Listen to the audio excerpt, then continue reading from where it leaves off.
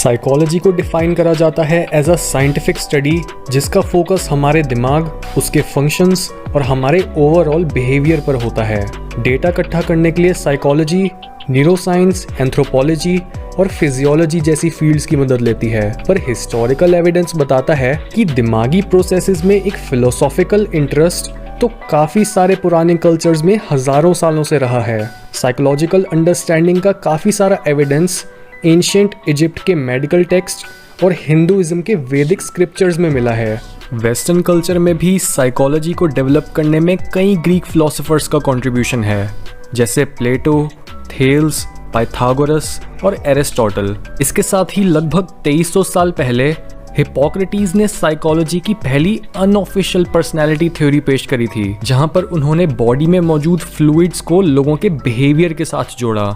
और 17th century में French philosopher Renee Descartes ने डुअलिज्म थ्योरी पेश करी थी, जिसमें उन्होंने ये बोला था कि ह्यूमन एक्सपीरियंस माइंड और बॉडी जैसी दो अलग एंटिटीज के मिलन का रिजल्ट है। साइकोलॉजी की फील्ड एक सेपरेट स्टडी बनने से पहले इसी तरह से फिलोसोफाइज करी जाती थी, और ये सच है कि साइकोलॉजी फिलॉसफी से ही निकलकर बना है। पर साइकोलॉजी को एक फॉर्मल डिसिप्लिन 1879 में विल्हेम वुंट ने बनाया, जिन्हें मॉडर्न साइकोलॉजी का फादर माना जाता है। उनका गोल था साइंटिफिक एक्सपेरिमेंट्स की मदद से फिलोसॉफिकल प्रॉब्लम्स को सॉल्व करना और हमारे कॉन्शियस एक्सपीरियंस को स्टडी करना। स्पेसिफिकली वुंट का मानना था कि हम अपने माइंड के स्ट्रक्चर को समझ सकते हैं इंट्रोस्पेक्शन यानी खुद के मेंटल और इमोशनल प्रोसेसेस को ऑब्जर्व करने से। इस मेथोडोलॉजी को नाम दिया गया स्ट्रक्चरलिज्म। ये हिस्ट्री में पहली बार हुआ था कि साइकोलॉजी को एक साइंस की तरह देखा जाने लगा,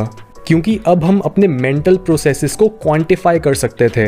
एक और इम्पॉर्टेंट शुरुआती साइकोलॉजिस्ट थे विलियम जेम्स, जिन्होंने डार्विन की नेचुरल सिलेक्शन थ्योरी को यूज करा ह्यूमन बिहेवियर को समझाने के लिए, और बताया कि हमारे फिजिकल कैरेक्टरिस्टिक्स की तरह हमारे साइकोलॉजिकल कैरेक्टरिस्टिक्स भी इसलिए इवॉल्व हुए हैं क्योंकि वो फंक्शनल हैं और हमें किसी ना किसी तरह से एक एवोल्यूशनरी एडवांटेज देते हैं। इस थिंकिंग को नाम दिया गया फंक्शनलिज्म, लेकिन आज के टाइम पर इस स्टडी को बोला जाता है एवोल्यूशनरी साइकोलॉजी।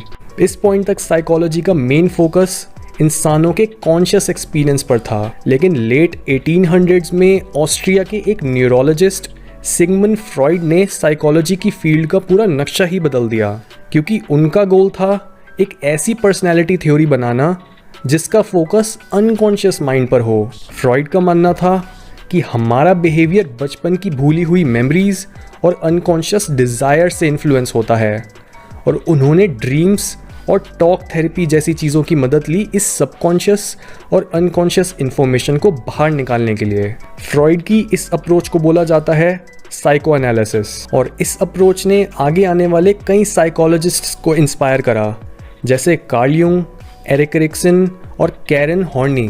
पर साइकोलॉजी की फील्ड में फिर से एक बड़ा बदलाव आया 1900s की शुरुआत में, जब रशियन फिजियोलॉजिस्ट आइवन पावलोव ने साइकोलॉजी में कॉन्शियस और अनकॉन्शियस माइंड से फोकस हटाकर बिहेवियर को मेजर करना चालू करा और साइकोलॉजी की एक नई ब्रांच को जन्म दिया, जिसे बोलते हैं बिहेवियरिज्म। डॉग्स पर हुए एक क्लासिक एक्सपेरिमेंट में पावलोव ने ऑब्जर्व करा कि कैसे एक स्ट्रॉन्ग स्टिमुलस जैसे खाना एक न्यूट्रल स्टिमुलस जैसे घंटी की आवाज़ के साथ मिलकर इस न्यूट्रल स्टिमुलस के रिस्पॉन्स को भी ऐसा बना देता है जो पहले सिर्फ स्ट्रॉन्ग स्टिमुलस के साथ देखने पर मिला था।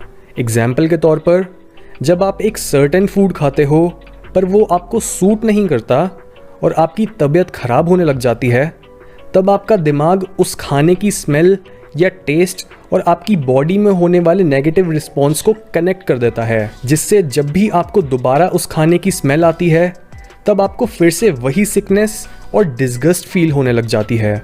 इस बिहेवियर को बोलते हैं क्लासिक कंडीशनिंग। आगे आने वाले कई साइकोलॉजिस्ट्स जैसे जॉन वॉटसन और बीएफ स्किनर भी बिहेवियरिज्म के काफ़ी बड़े एडवोकेट थे, पर मिड 1900s में कई साइकोलॉजिस्ट्स साइको एनालिसिस और बिहेवियरिज्म जैसे कॉन्सेप्ट्स को क्रिटिसाइज करने लगे और उन्हें इनकम्प्लीट बोलने लगे। कई साइकोलॉजिस्ट्स जैसे एब्राहम मास्लो और कार्ल रॉजर्स अपनी थ्योरीज बनाने लगे, जिनका focus personal responsibility, goal setting और सेल्फ एक्चुअलाइजेशन जैसी चीज़ें थीं। साइकोलॉजी की इस ब्रांच को बोलते हैं ह्यूमनिस्टिक साइकोलॉजी, और इसका एक मॉडल हमें स्कूल में भी पढ़ाया गया है जिसका नाम है मास्लोज हायरार्की ऑफ नीड्स, जिसमें मास्लो ने हमारी उन नीड्स को मेंशन करा है जो हमें अलग अलग काम करने के लिए और चीज़ों को एक्वायर करने के लिए मोटिवेट करती हैं। ये ऐसा पहला ऑफिशियल साइकोलॉजिकल मॉडल है जो काफ़ी होलिस्टिक है और हमारी लाइफ के हर एस्पेक्ट पर फोकस करता है। 1960s के आते आते और टेक्नोलॉजी के बढ़ने की वजह से साइकोलॉजी की एक नई ब्रांच जोर पकड़ने लगी जो है कॉग्निटिव साइकोलॉजी, जो हमारी attention, memory, perception, problem solving और थिंकिंग जैसी कैपेबिलिटीज़ को डेटा में कन्वर्ट करती है साइकोलॉजिकल एक्सपेरिमेंट्स की मदद से, ताकि हम समझ सकें कि कौन सी चीज़ें इन कैपेबिलिटीज़ को बढ़ाती हैं और कौन सी हमें नुकसान पहुंचाती हैं। 1970s में हुई टेक्नोलॉजिकल डेवलपमेंट्स जैसे MRI और PET स्कैन्स ने इस फील्ड को हमारे दिमाग को और भी अच्छे से समझने के काबिल बनाया। उस टाइम से लेकर अब तक साइकोलॉजी की फील्ड में कंटिन्यूस एडवांसमेंट्स देखने को मिली हैं। रीसेंट रिसर्च ह्यूमन एक्सपीरियंस के काफ़ी अलग अलग एस्पेक्ट्स पर फोकस करती है, जैसे culture, society, relationships, religion, childhood, social media और इवन आर्टिफिशियल इंटेलिजेंस। आज के समय पर ज़्यादातर साइकोलॉजिस्ट्स अपने आप को किसी एक स्कूल ऑफ थॉट के साथ एसोसिएट नहीं करते। इसके बजाय वो एक पर्टिकुलर एरिया में स्पेशलाइज करते हैं और अलग अलग आइडियाज़ को साइकोलॉजिकल कंटेक्स्ट में टेस्ट करते हैं।